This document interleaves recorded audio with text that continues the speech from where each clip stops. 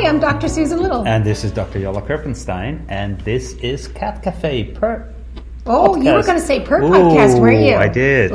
See, almost wrong. I know. I stand corrected. I know. So that's how you can tell this is a baby podcast, because we don't know the name. We know it's a Cat Cafe. It's Cat Cafe podcast. Actually, the first episode of this that you and I taped, Yola, the podcast didn't have a name. No, it right? didn't. The first episode we called it the podcast without a name. Yes. Yeah, and then we ran a little social media contest, and the podcast got a name. So it's Cat Cafe podcast. Cat Cafe podcast, and we have a very special guest. We do. So we're really honored and pleased. We have Dr. Apryl Steele with us today, and Apryl is a veterinarian, and Apryl works for one important organization and works, I guess, with another important organization. So, Apryl, tell us what you do. So the one important organization that I work with is the American Association of Feline Practitioners, and I am the current president of that organization. And the AAFP, we like to call it because it's a mouthful, is it's an organization that helps veterinarians provide the best care to cats. And it also helps cat owners be the best cat owners they can be. And so it really is impacting the lives of cats in really important ways. The organization I work for is an organization called the Dumb Friends League, which is an animal shelter in Denver. And dumb is from 1910, when that was used to describe the inability to have human speech, not a lack of knowledge and intelligence. And so we still speak for animals who can't speak for themselves. I guess it kind of comes from that phrase deaf and dumb. You know, you've heard that phrase deaf and dumb, right? So that's often used for a person who can't hear and can't speak, so it's dumb in that sense. Correct. Yeah. Yes. Yeah. Without the power of speech. They communicate, they just don't communicate. Well, they tell us what they need and what they're thinking. Yeah. So you wear two hats, but they're really kind of under the same umbrella, right? They're kind of complementary things that you do. Advocating for animals, yeah. So it's interesting to me that probably the general public, when they think of what a veterinarian is, right, they think of somebody who treats animals. But you're a good example that there's other ways to be a veterinarian, right? Because you oversee a big team. Right. So I did do private practice for 17 years, and then I took over this team, and I get to lead an exceptional team of about 280 people. Wow. And we have a hospital for the underserved community. We have a Spay Neuter clinic for cats. We have 2 mobile surgery units. We receive 22,000 animals a year from our community and rehome those animals. We have 19 veterinarians on our team. We have 8 behavior technicians. So Amazing. It really is a complex organization, and to have the honor of leading it is incredible. The team is amazing. What's the website for Dumb Friends League? It's ddfl.org. So Denver Dumb Friends League is what DDFL stands. And it's located in Denver, Colorado. Yes. And that's where you live. That is where I live. Beautiful area. I love it all. There was a big snowstorm yesterday. There was a little snowstorm in Kansas. So. Was there? Yeah. But the snow is coming right now. Cats are obviously a major population in shelters. Yeah. What is Dumb Friends League doing for cats that are free roaming, no cats, owners, no care, owners, etc. Right. So cat overpopulation is the biggest problem we're seeing. In some areas of the country, dog overpopulation is still a problem, but in Colorado it's not. But cats really, truly are. And these are community cats, feral cats, owned cats, cats that are indoor, outdoor cats. There's just a variety of labels we put on them, but they're the ones that really need us the most right now. So one of the things that we're doing quite a few things to answer your question. One of the things that we're really proud of is that we're really addressing spay and neuter in our community. So we have what we call the Solutions Cat Spay Neuter Clinic. And it is for anyone in Metro Denver. They come from Wyoming, and people come from all over, but we're trying to focus on the Metro Denver area, and people can bring a cat that they find, trap, that they own. If they have a relationship with a veterinarian, they should go to their veterinarian and get that animal spayed and neutered and build that relationship. But if they don't, or they can't afford that, they can come to the Solutions Cat Spay Neuter Clinic, and it is 100% free. And we spay and neuter the cats and vaccinate the cats.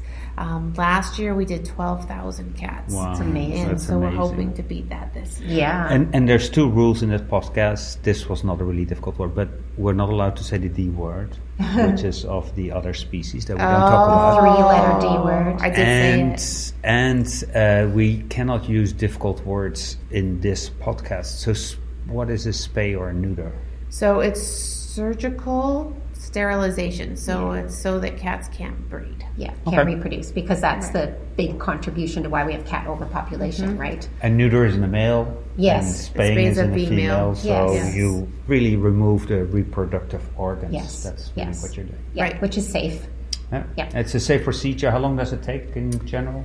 Our surgeons are pretty good. I bet they I'm are. sure. When you have 12,000. 12,000 surgeries. Some of them we've done as many as 90 cats in a day with one surgeon. So Oh, my goodness. Yeah. So a neuter probably takes 2 or 3 minutes. Male, and always easier in the male. Mhm. Yeah.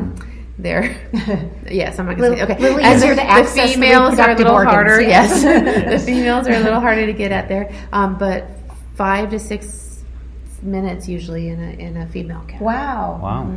Okay, that's pretty Now those impressive. big fat ones, they Yes. might take a little bit Yes, longer. I bet. But there There's you always go. the exceptions Right, to right. that. so. There's a benefit to people who just do surgery, right? Right. Because then they get very good at So good at Yeah. it. It's just amazing to watch. very good at it. But yeah. it's a team effort, so Yes, it's not of only course. the surgery itself, it is the person that does the nurses, the support, anesthesia, yeah. prepping, and everything. It's All just- of those, the pain management, the record keeping, and you have to. It's a well-oiled machine, so Yeah. there are 3 support technicians for every doctor, just moving those animals through and getting them cared for. And saying that it goes fast does not mean that it is less safe to No, do. Right, No, right. Because it all means the it's a good precautions system. are taken. Yeah. Yep. And faster means less anesthesia time. Yeah, that's true. Right, Which is and, better. and the thing is, you don't cut corners, right? No, you use no. sterile technique. You wear a mask. You Right. wear sterile gloves. Pain medication, You don't everything. believe what you see on TV, because there are some not some Good great point. representations of Good veterinarians on TV. Right. Most veterinarians really do follow sterile technique. Yep, we do. And then Everything right, the last question for cat owners: why is it important to spay or neuter your animal? Yeah. You know, we have so many cats in our community, especially our urban areas, that cats in some communities are being euthanized because there aren't homes for them. And other cats are spreading diseases around our communities because in the process of breeding, there tends to be disease transmission through biting and other means. So one cat gives another cat a disease which could be deadly or Right. could make them very sick. So it's an animal welfare issue as far as the quality of life for the individual animal, as well as for the overall picture of every pet, us valuing pets in our society, and every pet having a home. And there are some diseases, especially in the female cat, that we can prevent almost by having the female cat spayed.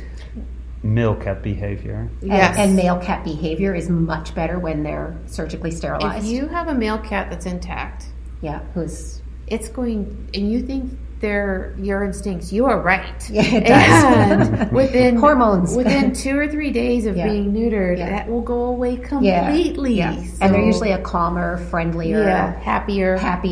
Exactly. So there's lots of reasons other than just population that we want to get cats spayed and neutered. Yep. Yeah.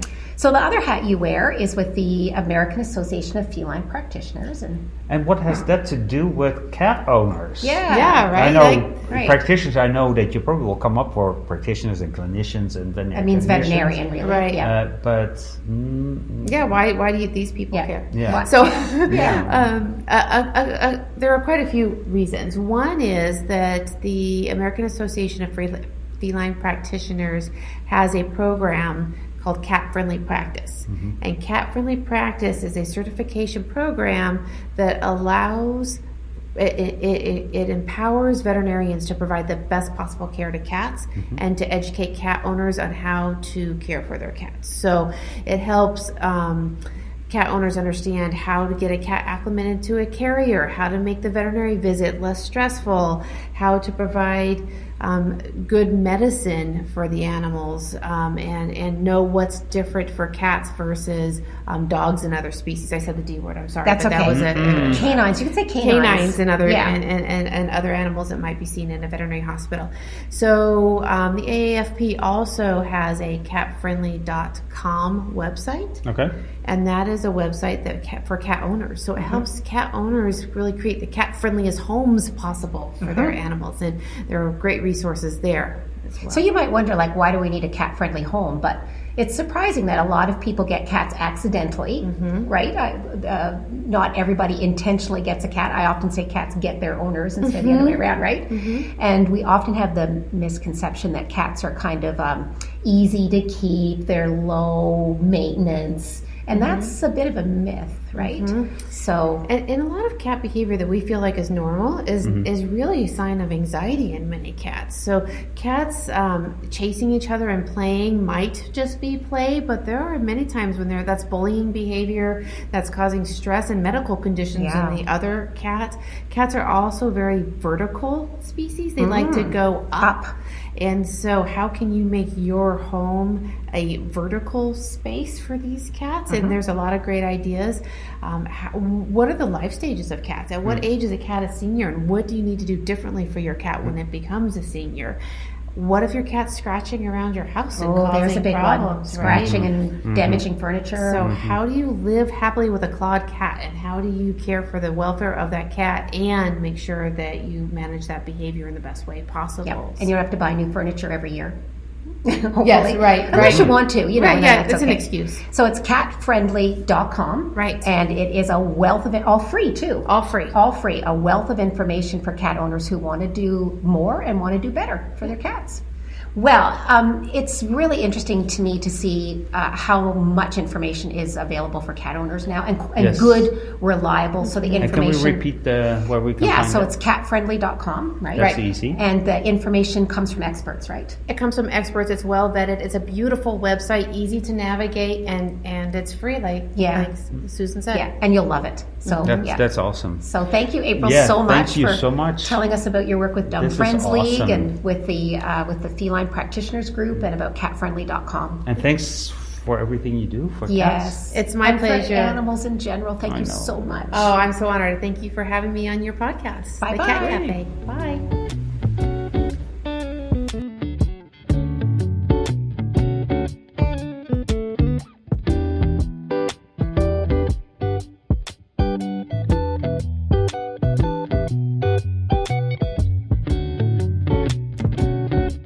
Dr. Susan Little is a feline medicine specialist with 2 cat-only hospitals in Ottawa, Canada. She is best known as an international speaker and as the author and editor of 2 textbooks, The Cat, Clinical Medicine and Management, and August, Consultations in Feline Internal Medicine. Along with 3 cats, she also admits to owning 2 dogs, and you can follow her on social media with the handle @CatVetSusan. Dr. Jolle Kirpenstein is a diplomate of the American and European College of Veterinary Surgeons and a big cat fan. His specialties range from surgical oncology and reconstruction to minimally invasive surgery. He is the author of 2 textbooks on basic and reconstructive surgery. Did you know he was allergic to cats? Jolle works currently at Hill's Pet Nutrition. You can follow him on social media with the handle @GVETSX.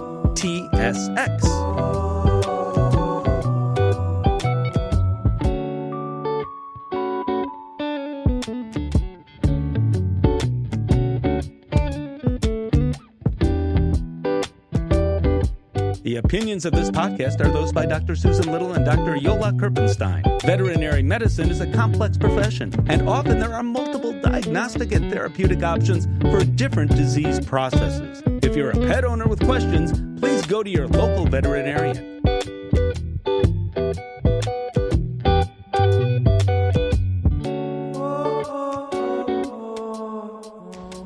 Both Dr. Susan and I sincerely thank Jake Adams for composing and performing the music.